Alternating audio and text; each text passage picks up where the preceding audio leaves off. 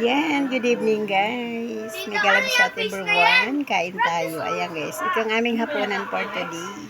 Paksiw na galunggong.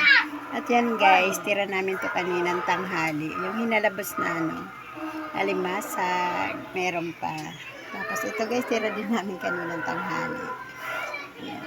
In-order namin to kanina sa online. Kaya nakalagay siya sa transparent. So, hindi naubos, yun na rin ang aming hapunan for today. Ayan. Bakit tumingin ka sa ano?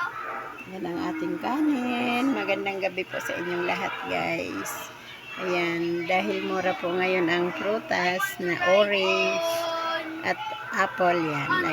Kaya nakakabili po tayo. Ayan, salamat sa Diyos at salamat din po sa inyo sa mga hindi ko pa po nababalikan.